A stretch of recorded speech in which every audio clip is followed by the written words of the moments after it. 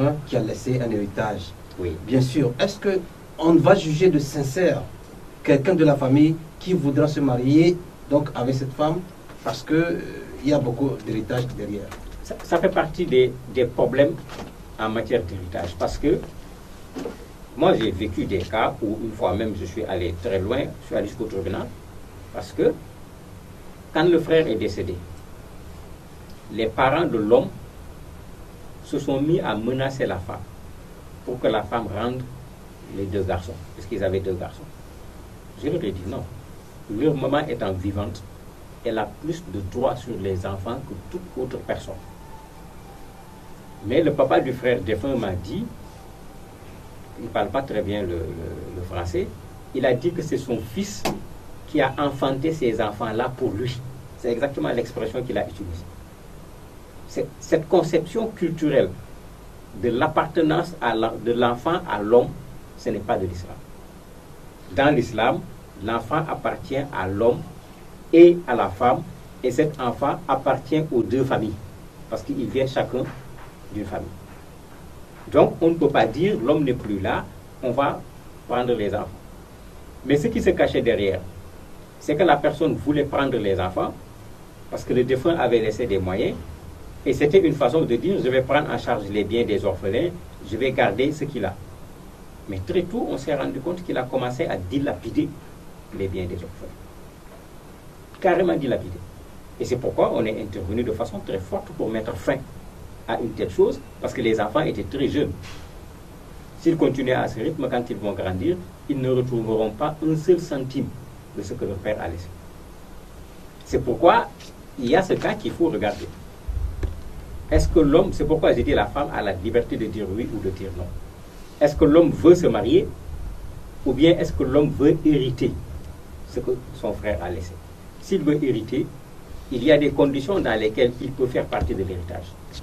Mais quand l'homme est marié, l'homme a des enfants, le frère n'a pas de part dans l'héritage.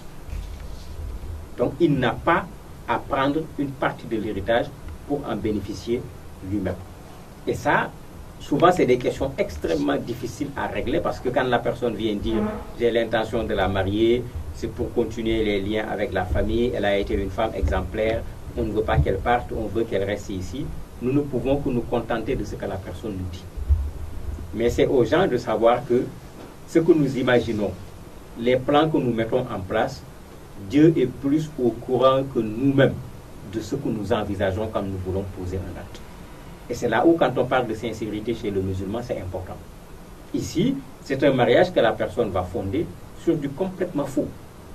Parce qu'il n'y aura aucune sincérité à la base. Tu cherches des biens et tu prétextes la prise en charge des enfants. On ne veut pas les laisser sans parents.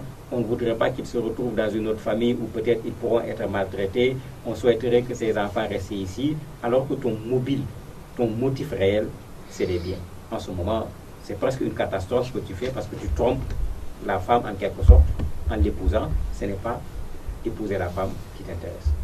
Oui, toujours dans l'islam, on parle souvent de l'obligation par rapport à l'environnement, par rapport aux gens qui sont du voisinage, en quelque sorte, je voulais dire. Il y a des obligations du voisinage. Et on compte trouver une femme qui n'a pas de moyens. Et quand même, le défunt a laissé des enfants avec lui. Est-ce que ce n'est pas encore pour une obligation pour l'autre là qui est à côté de s'impliquer dans la gestion de ses enfants? Si, la polygamie dans l'islam, contrairement à la perception que les gens en ont, la polygamie n'a pas pour objectif de chercher les plus belles filles du coin et de les rassembler. Si on doit chercher exemple sur quelqu'un qui a plusieurs femmes, l'exemple c'est le prophète Mohammed sallallahu alayhi wa sallam. Et tout le monde sait que le prophète sallallahu alayhi wa sallam n'a épousé qu'une seule jeune fille.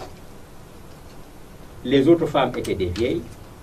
Il y a le cas de Salama, que Dieu soit satisfait d'elle, qui est un cas spécifique, qui disait même au prophète sallallahu alayhi wa sallam, qu'est-ce que tu vas faire avec une vieille comme moi? Donc l'objectif n'est pas comme parfois ce que les gens veulent le faire croire, juste le but de pouvoir collectionner des femmes. Non.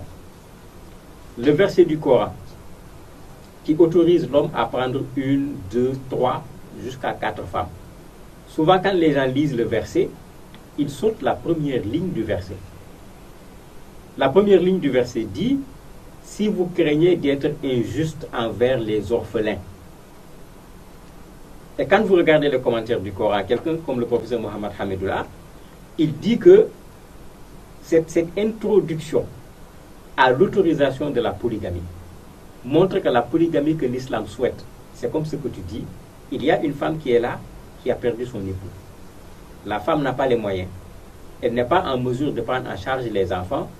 Pour l'islam, ce qu'il faut faire, ce n'est pas seulement venir donner à boire et à manger à ses enfants. Ce ne sont pas des animaux.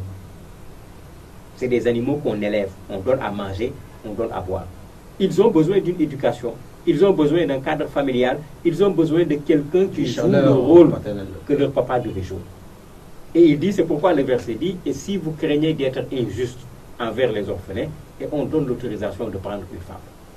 Donc lui, il dit que celui qui a déjà une épouse, qu'il a pris alors que c'était une jeune fille, quand tu dois prendre une seconde femme, il vaut mieux aller chercher une veuve qui est dans des difficultés avec ses enfants, que tu intègres dans ta famille.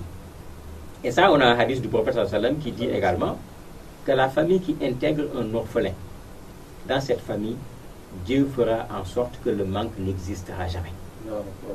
Donc, la religion, quand on parle de elle est veuve, elle a des difficultés, ce que la religion veut, c'est ce que nous faisons souvent, c'est de venir donner. C'est bien. Mais la religion préfère mieux que cette femme puisse avoir un foyer, qu'elle ait une maison, qu'elle ait un mari, et que ses enfants soient éduqués en sécurité avec un homme qui est là pour veiller sur la sécurité de ses enfants. Et ici, cet homme-là, c'est le musulman. Il ne va pas dire ça, ce n'est pas mon enfant. C'est l'enfant de l'autre mari, mais il va considérer ses enfants comme ses propres enfants. Et c'est ça que le verset coranique nous enseigne. Toujours couture. La couture islamique aussi s'étend dans les architectures. Donc aujourd'hui, vous allez nous dire par rapport à l'exemple du minaret, qu'est-ce que vous en dites? Le minaret crée parfois des problèmes, alors que pour quelqu'un qui connaît bien l'islam, le minaret ne doit pas créer de problème. Si vous avez suivi l'actualité, en Suisse, on a organisé, il y a peut-être un an, je ne me rappelle plus exactement la date, un référendum pour voir si on va autoriser les musulmans à avoir des minarets ou pas. Bon, il y a des musulmans qui se sont fâchés, qui ont dit les gens là, c'est des ennemis de l'islam, il faut les combattre. Feu Muammar el-Kadhafi même avait proposé qu'on fasse un djihad. Bon, on ne peut pas faire dans l'islam un djihad à cause des minarets. Pourquoi? Parce que le minaret n'a rien de principe fondamental dans une mosquée. C'est certes un signe distinctif de la mosquée, mais ce signe-là, c'est de l'architecture qui repose sur la culture des musulmans. Les gens peuvent rentrer sur Internet et voir, chercher des images de mosquées. Vous allez voir que en Afrique, on commence chez nous, on avait notre façon traditionnelle de bâtir les mosquées avec de la boue. On avait notre façon également de faire nos minarets qu'on appelle saïlis, qui n'étaient pas très élevés, mais quand nous on regardait, on savait que ça c'est bel et bien une mosquée, ça c'est bel et bien le minaret. La mosquée symbole, parce que c'est elle qu'on retrouve dans les cartes postales, etc., c'est la mosquée de Dioulassova, au niveau de Bobo Dioulasso, au Burkina Faso. Souvent on le retrouve dans les cartes, dans les livres pour présenter la mosquée traditionnelle. Mais quand vous allez en Arabie Saoudite, ils ont également leur façon de faire leur minaret, avec une architecture qui est différente de l'architecture des minarets turcs, qui sont généralement beaucoup plus effilés, beaucoup plus fins.